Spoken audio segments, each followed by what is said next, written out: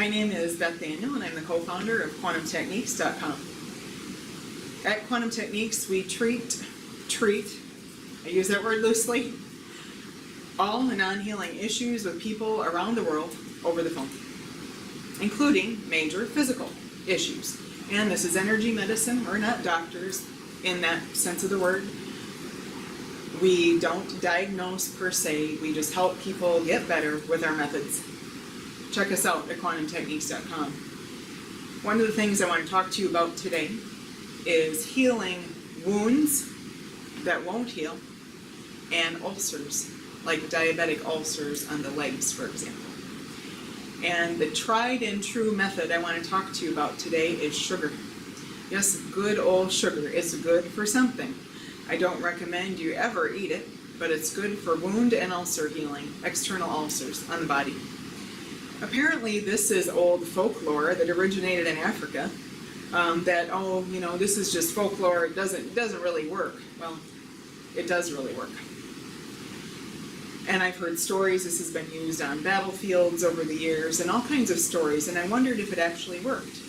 So I was testing a young gentleman that I worked with not all that long ago who had sliced his hand open at his job as a coffee barista.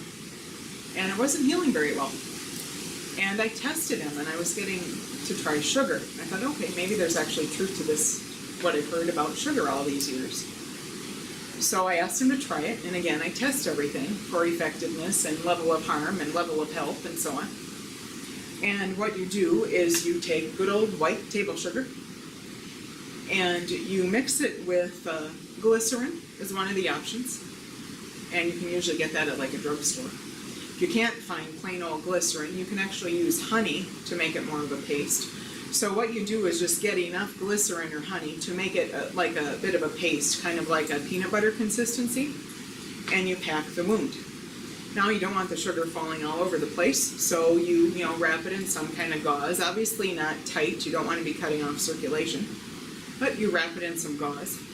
And you can change that every 1 to 2 days. Again, I usually test that to see for the person. For this individual young man, I think I told him to keep it on for 2 days before he took it off and then repack it if he needed to. Now, I have read that sugar takes a long time to heal things. Well, he did that one time and it healed. So I don't know about taking so long to heal things. Of course, we also did a treatment on the wound with some of the treatment work that we do to get the body to see the wound. And he did have a bacteria in the wound as well, and was wondering about antibiotics. He didn't test as needing them. He just tested as needing the sugar for the wound.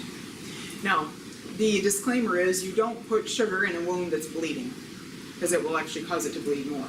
Okay.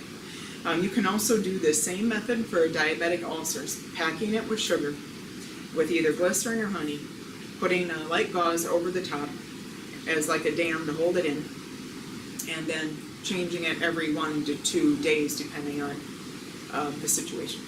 So just wanted to share another helpful tip from Quantum Techniques.